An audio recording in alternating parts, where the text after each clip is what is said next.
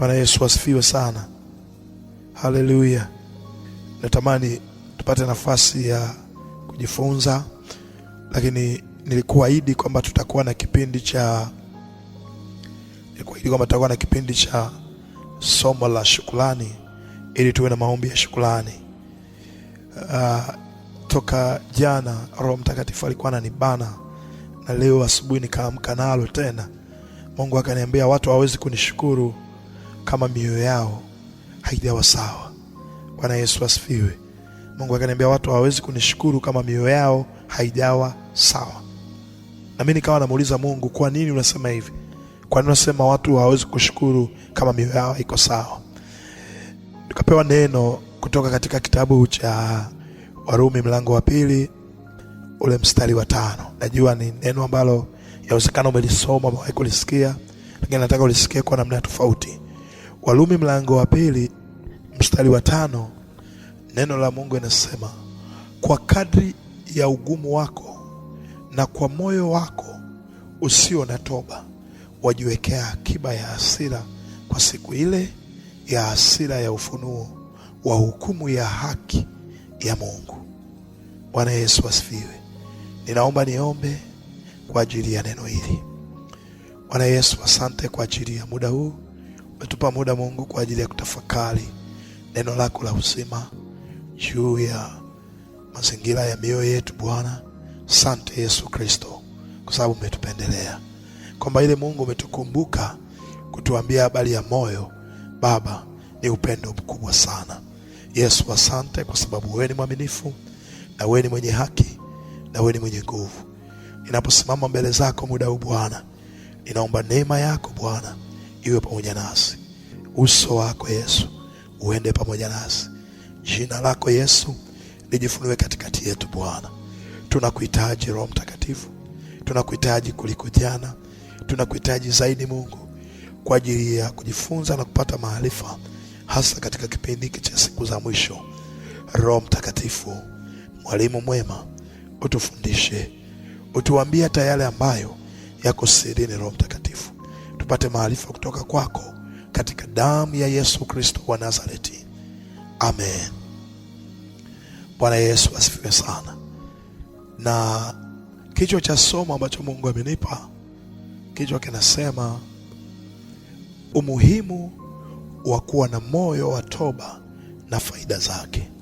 Umuhimu wa kuwa na moyo wa toba na faida zake. Bwana Yesu asifiwe. Na tumesoma neno la Mungu katika kitabu cha Warumi mlango wa 2 mstari wa 5. Warumi mlango wa 2 mstari wa 5, neno la Mungu linasema hivi: bali kwa kadri ya ugumu wako na kwa moyo wako usio na toba wajiwekea akiba ya hasira kwa siku ile ya hasira na ufunuo wa hukumu ya haki ya Mungu. Bwana Yesu asifiwe. Mtume Paulo alipokuwa anaongea na Warumi, baada ya kwamba walikuwa wanaambiwa kwa habari ya kuwa na ustahimilivu na kumngojea Bwana na kumsubiri Bwana, kujiepusha na uharibifu na mambo yote ambayo si sawa, lakini anasema wakawa na mioyo migumu.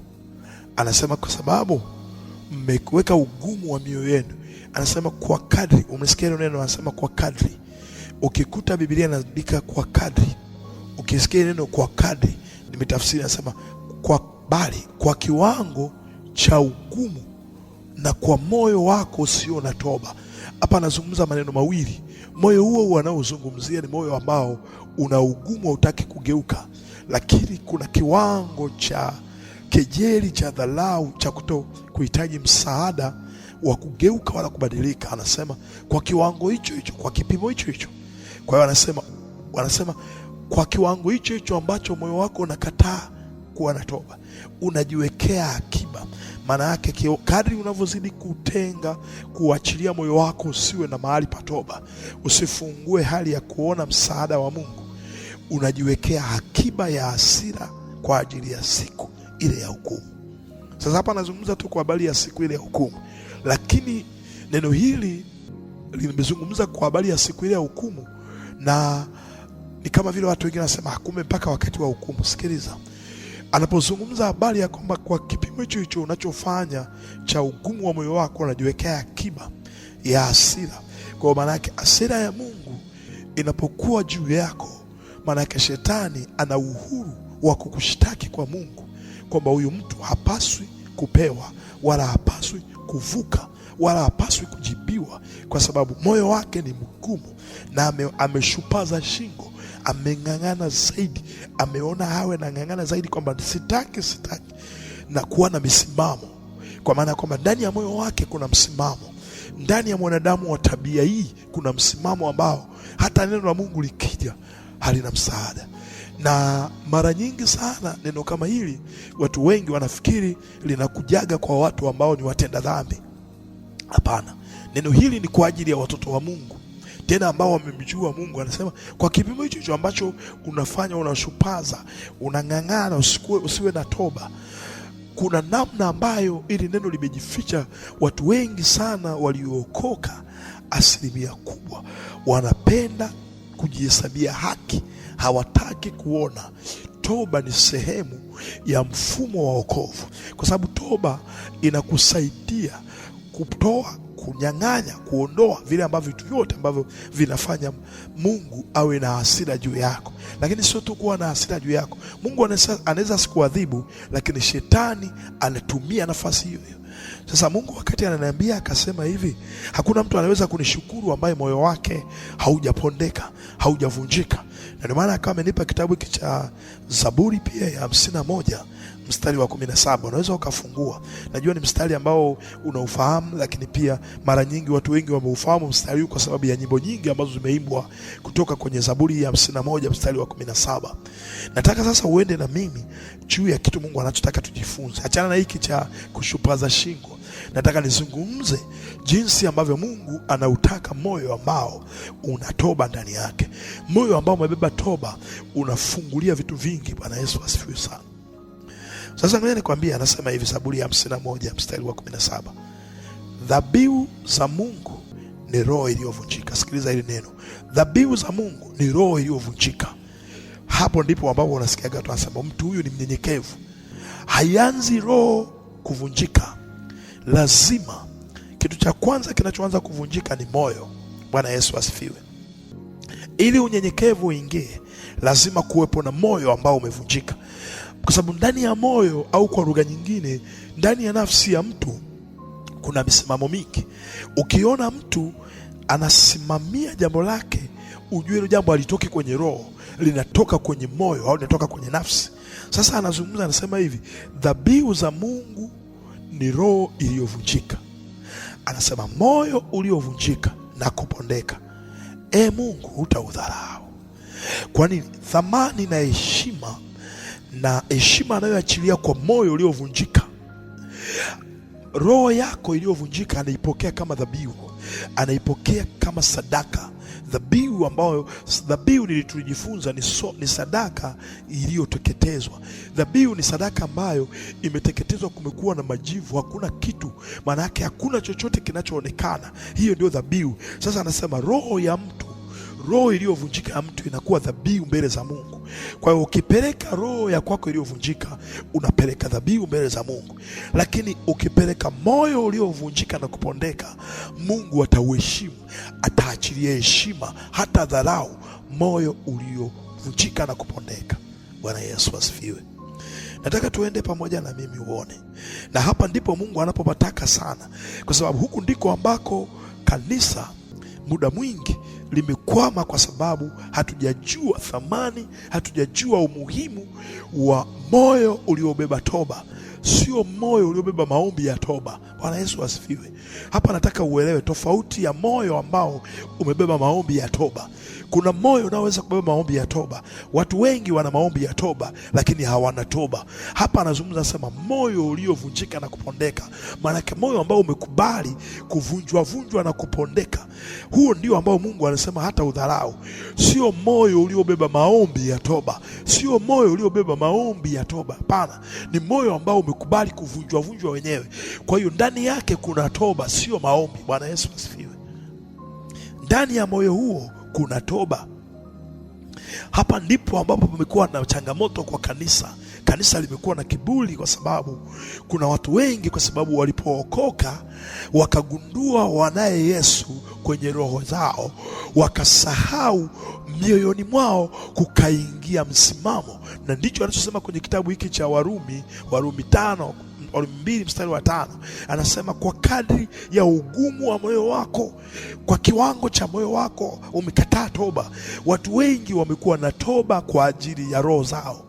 Bwana Yesu asifiwe. Ukiokoka ni toba ya roho yako, ni toba ya kumpokea Yesu, ni toba ya kuirudisha roho yako. Maana mtu aliyeokoka, Biblia inasema roho itendayo dhambi ndiyo itakayokufa. Kwa hiyo ukiokoka inafufuliwa roho yako, sio moyo wako. Bwana Yesu asifiwe. Twende pamoja. Sio moyo wako. Sitaki kuzungumza na roho yako. Najua watu wengi wameokoka, lakini misimamo ya kwenye roho watu wameisimamia, wamegoma kuingia gharama ya mioyo yao kuvunjika na kupondeka. Na ndio maana unakuta mtu anasema hivi, huyu hajaokoka, anamdharau tu mtu kirahisi, anamsema tu mtu neno lolote. Yaani kuona kwamba unakuta anafika mahali anawakuta watu ambao wameokoka na wasiookoka, yuko tayari kuwasalimia waliookoka, Bwana Yesu asifiwe, na wasiookoka hawaangalie. Kwa nini? Shida haiko kwenye roho yake, shida iko kwenye moyo wake. Moyo wako ndio ambao haujavunjika.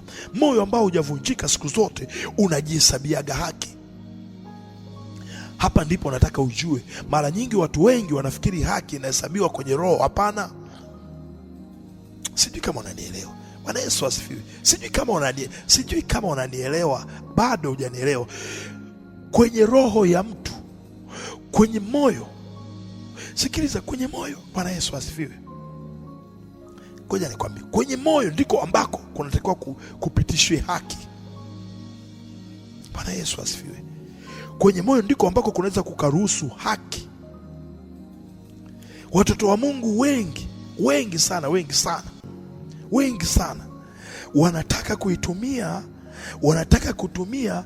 Sikiliza nikwambie, ngoja nisome kitabu, labda utanielewa. Kitabu cha Warumi. Bwana Yesu asifiwe. Nisome kitabu cha Warumi. Najua ni mistari ambayo unaifahamu. Warumi mlango wa 10 mstari wa 9 na wa 10. Warumi mlango wa 10 mstari wa 9 na wa 10. Anasema, kwa sababu ukimkiri Yesu kwa kinywa chako ya kuwa ni Bwana na kuamini moyoni mwako kuwa Mungu alimfufua katika wafu, utaokoka. Hapo hiyo ni package imefungwa yote. Anakuja anaipasua sasa. Mstari wa 10 ndio anakuja anaichambua. Anasema kwa moyo mtu huamini hata kupata haki. Bwana Yesu asifiwe. Kwa moyo mtu huamini hata kupata haki, na kwa kinywa ukiri hata kupata wokovu. Asilimia kubwa ya watu wengi hawataki kutumia kitu cha imani, wanataka kutumia kitu cha ukiri, kwa sababu wamekiri tu, wamemkiri Yesu kama ni Bwana na Mwokozi, wamepata wokovu. Ndani yao wanashindwa kuhesabia haki kwa sababu hawana imani juu ya Mungu watu wanaowaletea. Sikiliza, mtu unayekutana naye hata kama hajaokoka, sio kazi yako kuchambua hajaokoka. Sio kazi yako kwamba huyu hana Yesu. Mwamini Mungu. Anasema kwa moyo mtu uamini hata kupata haki. Haki ya kwangu itahesabiwa kwa kumwamini Mungu, haitahesabiwa kwa kuwaamini watu. Kumwamini Mungu. Bwana Yesu asifiwe. Shida tunataka kutumia kwa kinywa. Sasa Mungu anasema hivi, changamoto iliyopo kwa kanisa ni watu wengi kuweka misimamo kwamba hapana, huyu siwezi kumsogeza karibu. Ndio maana nimekusomea kile kitabu cha Warumi mlango wa 5, mlango wa 2 mstari wa 5. Umeona jinsi ilivyojificha. Warumi mlango wa 2 mstari wa 5, jinsi anasema kwa kadri kwa kipimo hicho ambacho unazong'ang'ana nacho na kuto kuweka misimamo yako ya kuto kubadilika kuwa na toba. Toba inayozungumzwa hapa, hiyo ni toba ya kwenye moyo, sio toba ya kwenye roho. Bwana Yesu asifiwe. Kuna toba ya kwenye moyo, kuna toba ya rohoni. Unasema sasa, mtumishi, inatoka wapi? Ni kwa sababu kama unataka kujua kwamba kuna watu hawajafanya toba kwenye mioyo yao, wamefanya toba ya rohoni peke yake, kaangalie mtu ameokoka alafu anasema hivi, mimi kwenye kazi yangu, kwenye hela yangu sitaki mchezo, bora niweke wokovu pembeni. Sikiliza, hiyo ni shida, iko kwenye moyo, haiko shida kwenye roho. Roho yake anaweza kaenda mbinguni, lakini moyo wake hawezi kuishi na watu wengine, hawezi kuwa karibu na wale ambao wakorofi, hawezi kusamehe, hawezi kuchukuliana. Kwa nini? Ndiko ambako Mungu anakotaka. Ndio maana nimesema hivi, somo ambalo Mungu ametupa, nataka udake ile somo Mungu ambalo ametupa. Anasema umuhimu wa kuwa na moyo wa toba na faida zake. Umuhimu wa kuwa na moyo wa toba na faida zake. Watu wengi wanawekeza kwenye toba ya nini? Toba ya roho. Kwa hiyo ndani mwao kwenye mioyo wana maombi ya toba, hawana toba kwenye moyo, na ndio maana hakuna imani. Sio tu kuamini, kuna vitu viko kona, hakuna imani. Kuna vitu viko vingi. Kwa nini? Kwa sababu usipokuwa na toba kwenye moyo wako, ni rahisi sana kuona watu wengine wanakuonea wivu. Ni rahisi sana kuwasema watu wengine. Watu wengi wanafikiri masengenyo yanatoka kwenye roho. Hayatoki kwenye roho. Masengenyo yanatoka kwenye moyo wa mtu, yanatoka huko, ndiko aliko tafakari, huko aliko ruhusu, kule ambako ndiko kuna ufahamu, ametafakari huko. Kiburi na majivuno vinatoka kwenye moyo. Kwa hiyo na Mungu ana kiu sana na moyo wa mtu, kuliko watu wengi wameokoka, hawajataka mioyo yao Mungu aingilie kati. Ndio maana Mungu ametupa ile somo kwamba umuhimu wa kuwa na moyo wa toba, sio moyo uliobeba maombi ya toba. Narudia tena, ili neno tamani liingie ndani yako. Unaweza ukawa na wingi wa maombi ya toba, lakini huna toba. Wingi wa maombi ya toba haina faida kwenye moyo wako, kama moyo wako hauna toba, kwa sababu ni kama maigizo tu. Ni kama vile tunaigiza kwamba ngoja tu niseme na mimi. Ni kama vile kuna watu wengine unasikia wanasema, jamani tunaenda kwa lugha. Mtu hata haijaingia ile hali ndani ya kunena kwa lugha, haijaumbika ile ndani yake, anaanza tu kuongea mdomoni uongo. Wakati mwingine hakuna kitu hicho, kwa sababu hatuzungumzi kwa sababu tunataka tuwaonyeshe watu. Hatuneni kwa lugha sababu nataka ni watu wengine wajue. Hapana, na nena kwa lugha kwa sababu na kiu huku, roho anaugua huko ndani. Anasema roho utuombea kwa kuugua huko ndani, kwenye moyo wa kwako, kwenye moyo wa kwangu, ndiko Mungu anakokutaka, kwa sababu anajua kwenye moyo wa mtu Mungu akipata faida, akapewa nafasi, kukawa na toba, ni rahisi sana moyo wa mtu kuwa na unyenyekevu. Angalia watu wengi ambao wana maombi ya toba, ndani yao hawana toba. Ni kazi sana unyenyekevu ni kazi sana. Unyenyekevu unatengenezwa na toba. Unyenyekevu hautengenezwi na utaratibu. Unyenyekevu hautengenezwi kama punguza sauti. Unyenyekevu unatengenezwa na toba iliyoko kwenye moyo. Sasa natamani ndani mwako uruhusu kwamba kwenye moyo wangu ninakuaga na maombi ya toba. Sitaki kuruhusu maombi ya toba. Mungu, ninaomba toba. Nijengee toba ndani yangu, sio maombi ya toba. Mungu, nipe toba. Toba kwenye moyo wangu, sio maombi ya toba. Bwana Yesu asifiwe. Nataka udake jambo hili, mtoto wa Mungu. Hautakuja kuhangaika hata siku moja. Mahali pote tunapambana kwa sababu hatujaruhusu toba. Tumeruhusu maombi ya toba kwenye mioyo yetu. Alafu unakuta unasema, sasa mtumishi, hiyo unaijuaje? Ni hivi, kwa sababu kuna kitu kingine unajua kabisa hiki kinataka kuniingiza kwenye uharibifu. Usipokuwa na toba ndani yako, utaanza kutafuta watumishi, mtumishi nisaidie, nivushe kwenye maombi, jamani nakwama, napita hapa. Kwa nini? Kwa sababu ndani yako hakuna moyo wa toba. Moyo wa toba unakunyima kujihesabia haki. Moyo wa toba unatamani Mungu aje akukague yeye. Moyo wa toba ndio unaotaka Mungu njoo nikague. Moyo wa toba, hata kama unataka kula, utagundua chakula kinachokula sijastahili, ni Mungu tu ameniachilia. Moyo wa toba utaona umuhimu wa mtu mwingine, utaona thamani ya mtu mwingine. Bwana Yesu asifiwe sana. Moyo wa toba utakunyima umimi. Moyo wa toba unakunyang'anya umimi. Ndipo Yesu neno la Mungu Yesu anaposema kwamba mpende jirani yako kama nafsi yako. Kukiwa na moyo wa toba, kupenda sio mjadala. Kumpenda Mungu sio mjadala. Kupenda kutoa sadaka sio mjadala, sio kuhimizana. Lakini wingi wa maombi ya toba ndio unaoleta changamoto. Unasikia watu makanisani, wachungaji wanagombana, jamani, tuna ujenzi. Watu hawana mioyo yenye toba, wana maombi ya toba. Kwa hiyo wanasema tumechoka bana, kila siku sadaka. Kwa sababu moyo wa toba unahesabu kila kitu nilicho nacho hakikuwa cha kwangu. Sikustahili hata tone, hata chochote, sikustahili. Hauwezi kukupa nafasi ya kujihesabia haki, unakunyima kujihesabia haki. Moyo wa toba unataka Mungu kila wakati awe mkaguzi juu yako, sio watu. Moyo wa toba hauhitaji watu wa kukague kwamba jamani niko sawa. Yani wenyewe, hata kama umeamka, hata kama ni usiku umelala, ukishtuka unasikia tu kama Mungu nimekukosea, Mungu yani moyo wa toba una kiu na Mungu kuliko kiu ya vitu. Bwana Yesu asifiwe.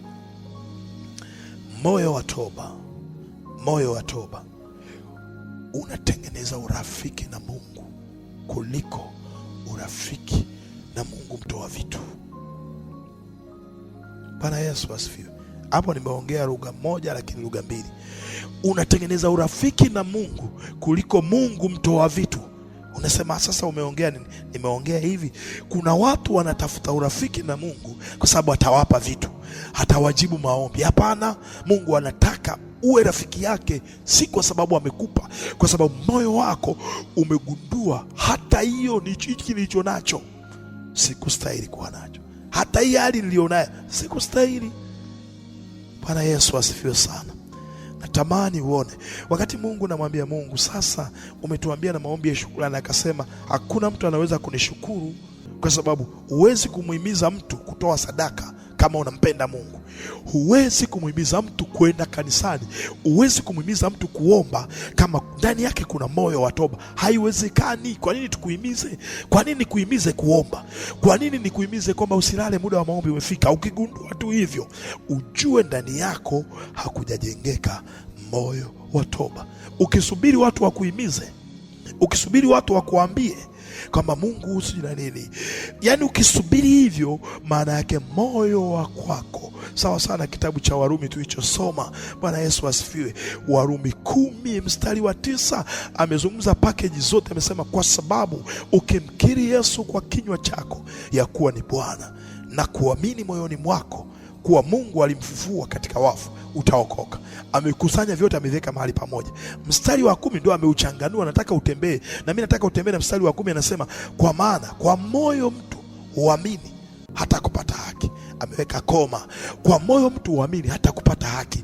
Haki ya kwangu, haki ya kwako itahesabiwa kwenye kuamini. Hauwezi kuamini ndani yako kama hakuna moyo ambao unatoba, sio una maombi ya toba.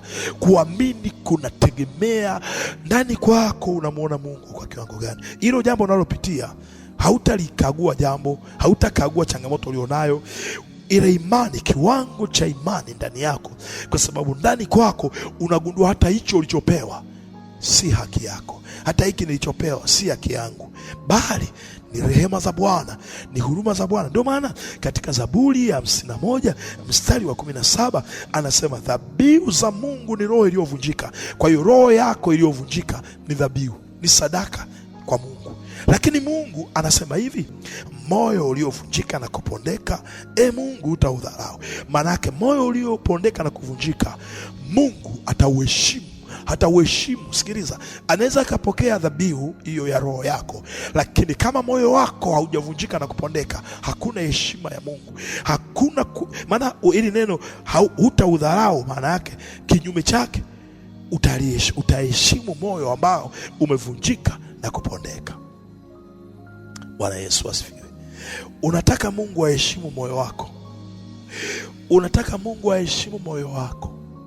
Ruhusu moyo wako kuvunjika na kupondeka.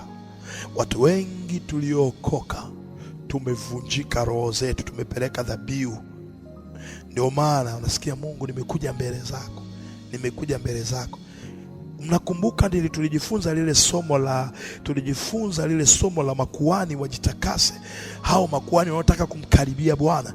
Kuna tofauti ya kwenda mbele za Mungu na kumkaribia.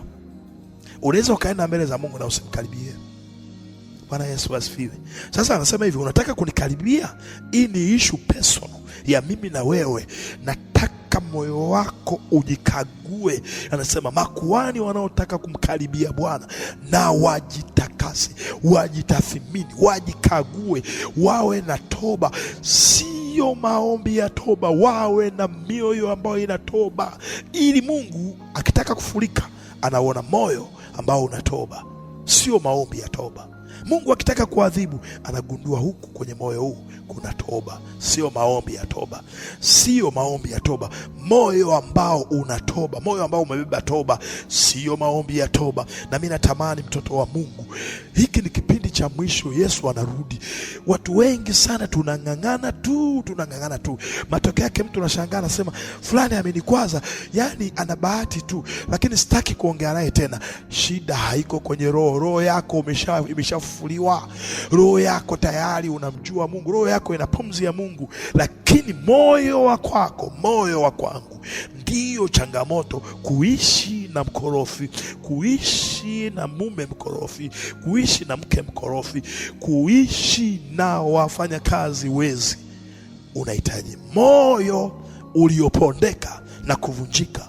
Mungu hataudharau ili uweze kuishi, kwa sababu anasema hivi kwenye kitabu cha Zaburi cha Warumi 10 mstari wa 10, kwa maana kwa moyo mtu huamini hata kupata haki. Nimekuambia haumwamini mtu, unamwamini Mungu aliyekupa mtu, unamwamini Mungu aliyekupa hiyo ofisi, unamwamini Mungu aliyekuweka mpaka sasa, unamwamini Mungu kutoka kwenye moyo, sio kwenye roho. Kwenye roho kuna ukiri, lakini kwenye moyo haki imefungwa na kumwamini Mungu. Haki ya kwangu imefungwa na imani kwa Mungu aliye hai. Haki ya kwako imefungwa na kumwamini Mungu, ambayo iko kwenye moyo. Haki inatokea kwenye moyo, sio kwenye roho. Bwana Yesu asifiwe sana. Sio kwenye moyo, kwenye roho, kwenye moyo. Ili uhesabiwe haki, unahesabiwa haki kutoka kwenye moyo, sio kwenye roho. Bwana Yesu asifiwe. Yesu alipotuhesabia haki, alihakikisha kadiri na mioyo, kwa sababu Yesu zamani, kabla Yesu ajaja, Mungu alikuwa na dili na watu kuanzia nje. Akitaka kumuokoa mtu au kumponya mwizi, mtu aache wizi, anasema mtu akiiba akatwe mikono. Kwa hiyo ile sheria ilikuwa inaonesha vitendo. Kwa hiyo watu walikuwa wakiona mtu amekatwa mkono wanajua aliiba. Mtu akiona ametobolewa jicho moja anajua huyu alimpiga mwenzake jicho moja. Kwa hiyo zile sheria zilikuwa zinafanya kazi kwa macho, kwa kutazama, unaona ndipo unafanya maamuzi. Lakini Yesu alipokuja akaigeuza ile sheria, akasema no, tangu msingi wa ulimwengu kuumbwa, sheria ya Mungu ilikuwa inakaa ndani ya mtu, sio nje. Bwana Yesu asifiwe. Inakaa ndani ya mtu kwenye moyo. Ikikaa kwenye moyo ndiko ambako hatukwambii usiibe, hatukwambii kipindi cha maombi, hatukwambii unajua kuna kufunga na kuomba, hatukwambii toa sadaka. Sheria ya Mungu imekaa kwenye moyo. Ukiona unahimizwa, manake sheria ya Mungu haiko kwenye moyo. Bwana Yesu asifiwe. Ukiona unahimizwa kumpenda Mungu, sheria ya Mungu haiko kwenye moyo. Kumpenda Mungu ni issue ya kwako na Mungu. Watu wangekuwa kumpenda Mungu, mahusiano na Mungu na mtu yangekuwa kwenye roho, wote waliomkiri Yesu kama Bwana Mwokozi, wote wangekuwa marafiki wa Mungu. Lakini urafiki wa Mungu na mtu, anarudi anasema okay, nasubiri kukuheshimu. Ili ni kuheshimu lazima niupate moyo ambao umevunjika na kupondeka. Lakini moyo uliovunjika na kupondeka, hauwezi kuwa moyo uliovunjika na kupondeka kama haujaamini ili upate haki. Ukipata haki ndipo unapogundua kwamba sikustahili, sijastahili, hata hiki sijastahili, hata hii hali sijastahili. Moyo uliopondeka Mungu hataudharau. Lakini lazima uamini kwa moyo. Mtu uamini hata kupata haki. Ili kuhesabiwa haki ya heshima ya Mungu, lazima imani iachiliwe kutoka kwenye moyo. Bwana Yesu asifiwe. Kumwamini Mungu kutoka kwenye moyo, kwa sababu sio swala la roho, hili ni swala la moyo. Mungu nakusubiri na kungojea. Okay, nakusubiri Mungu na kungojea, lakini nataka nikusubiri huku. Changamoto, Mungu sio kwamba ajua umeokoka, anajua umeokoka, ila anaangalia moyo wako. Anaweza akawa na kikao na wewe. Je, Mungu akisema nataka tukae kikao, atasema atapata mahali mtaandaa meza mkae? Bwana Yesu asifiwe. Sikiliza, sizungumzi nje, nazungumza Mungu anapotaka kukaa, anasema haya, njoo tusemezane. Akikuita utaenda, kwa sababu hakuiti wewe, anaita moyo wa kwako kama rafiki yake. Bwana Yesu asifiwe. Isaya 43 anasemaje? Najua neno ambalo mmelisoma. Isaya 43 anazungumza habari zani, anasema njoo tuhojiane, eleza mambo yako. Hauwezi kwenda kwenye kikao na Mungu wakati sio rafiki yako. Tena Mungu alivyo mwema, hajaanza na huu mstari wa 26 hii Isaya 43. Ameanzia mstari wa 25 kwanza kutukumbusha kwamba okay, msifikiri ninavyowaita mko safi. Hapana, na waita anajua mmechafuka, hamko safi. Kwa hiyo msije mkajitapa mkajidai. Anasema mimi ndimi niyafutaye makosa yako kwa ajili yangu mwenyewe, wala sitazikumbuka dhambi zako. Anatoa tahadhari, anatoa warning, ili akituita tusifikiri ametuita kwa sababu ni wasafi. Hapana, ametuita kwa sababu ametusamehe dhambi kwa ajili yake mwenyewe, ili asikumbuke. Ndio anasema unikumbushe na tuhojiane, eleza mambo yako upate kupewa haki yako. Eleza mambo yako upate kupewa haki yako. Mambo yako yamefungwa kwenye moyo, huko ndiko ambako anasema unikumbushe. Hauwezi kumkumbusha Mungu, unajua nimeokoka. Ni kweli umeokoka, lakini Mungu anataka uone moyo wako. Anasema moyo uliovunjika na kupondeka hata udharau. Sio roho iliyovunjika. Roho iliyovunjika atapokea dhabihu. Anasema dhabihu za Mungu ni roho iliyovunjika. Moyo uliovunjika na kupondeka hutaudharau. Mungu atapokea roho yako dhabihu, lakini ili afurahie, atoe heshima, ili Mungu mukae. Anaposema hata udharau, sio kwamba atakuheshimu kwamba nakuheshimu sana. Atakukaribisha kukaa na yeye, kwamba njoo tuhojiane. Kwa kitendo cha kukaa na kuhojiana, hiyo ni heshima. Maana yake nimekuthamini, nimekuona na thamani. Thamani yako haiko kwenye roho, iko kwenye moyo. Bwana Yesu asifiwe. Thamani ya mimi kukuita iko kwenye moyo, sio kwenye roho. Thamani ya Mungu anayosema njoo tuhojiane haitoki kwenye roho.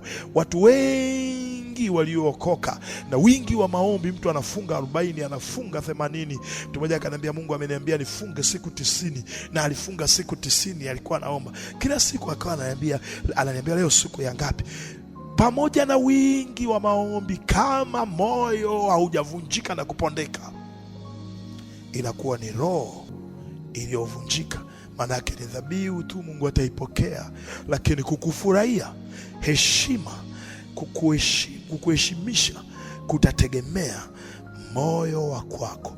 Moyo wa kwangu kutategemea kuheshimika mbele za Mungu, kutategemea na mimi jinsi ambavyo ninaupeleka moyo, anavyosema kwenye hiyo Zaburi ya 51 mstari wa 17 kwamba moyo uliovunjika na kupondeka hata udharau. Tukirudi kwenye kitabu cha Warumi, ndio maana nimesoma kitabu cha Warumi. Kwa wewe ambaye ulikuwa umechelewa, nimesoma kitabu cha Warumi, ndio somo ambalo Mungu alikuwa ametupa kwanza kutukumbusha. Warumi 2 mstari wa 5. Ngoja nisome Warumi 2 mstari wa 5 uone. Anasema hivi, bali kwa kadri ya ugumu wako na kwa moyo wako usio na toba. Umeona? Kwa hiyo kumbe Mungu huwa hapendi sana mtu ambaye hana toba. Anasema kwa kadri ya ugumu wa moyo wako, kwa kadri ya ugumu wako na kwa moyo wako usio na toba, wajiwekea akiba ya hasira. Sio heshima, unajiwekea akiba ya hasira. Ni hasira, sio heshima. Lakini Zaburi anasema moyo wako ambao umevunjika na kupondeka nitauheshimu, sitaudharau. Lakini huu ukiwa mgumu na kadri ya ugumu wako na kutokuwa na toba, maana yake nitakachofanya, nitadili na wewe, nitaachilia hasira. Na nimekuambia shetani akishagundua Mungu amekuwekea hasira, shetani anakushtaki kwa chochote. Vita nyingi tunaopigana, hatupigani vita kwa sababu tunatenda dhambi. Hatupigani kwa sababu shetani anatuingiza kwenye dhambi. Shetani anatubana kwa sheria ya neno la Mungu. Sheria ya neno la Mungu, hiki kitabu cha Warumi 2 mstari wa 5 kiwango cha ugumu wa moyo wako, kiwango cha kutokuwa na toba, ndicho kinachopelekea shetani awe na mashtaka, sababu anaambia Mungu, mtu gani anakuheshimu vipi? Kwa Mungu anashindwa kufanya, kwa sababu hana mahali ambapo anaweza akafanya connection na wewe, anaweza akafanya karuhusu kwamba okay, sasa moyo wako nataka nikuite, njoo tuhojiane, nieleza mambo yako. Bwana Yesu asifiwe. Ndio maana nimesema somo ambalo Mungu ametupa, amesema hivi, umuhimu wa kuwa na moyo wa toba na faida zake. Faida ya moyo wa toba sio maombi ya toba. Narudia tena, sio maombi ya toba. Faida ya moyo wa toba, faida ya moyo wa toba ya kwanza ni Mungu hata udharau, kwa sababu moyo wa toba unatengeneza unyenyekevu. Ukitengeneza unyenyekevu, moyo uliopondeka na kuvunjika, ukitengeneza unyenyekevu, heshima ya Mungu juu ya moyo huo, kwa sababu unakuwa umerudi kwenye asili yake. Asili ya moyo wa mtu ni moyo wa Mungu. Mungu aliposema na tufanye mtu kwa mfano wetu, alikuwa anazungumza asili ya ibada, asili ya moyo uliovunjika na kupondeka ni moyo wa Mungu, ambaye anasema tuchukuliane, tusameane, tuvumiliane. Ni Mungu peke yake ndo anaweza kuvumilia mtu aliyekukasirisha, lakini Mungu anasema na ninyi mioyo yenu niliwaumbia hivyo niliwaumbia hivyo. Mungu anasema mioyo yenu niliwaumbia hivyo hivyo. Kwa hiyo msiniletee maombi ya toba, nileteni moyo ambao umebeba toba, moyo ambao unatambua kwamba mimi hapa nilipo nimepewa favor tu. Mimi hii hali nilionayo ni neema ya Mungu. Hii hali nilionayo ni huruma za Bwana.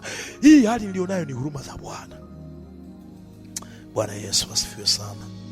Natamani ndani yako uone hicho kitu, uone jinsi Mungu, kiu yake Mungu ni moyo wa mtu, ni moyo wa kwangu, ni moyo wa kwako.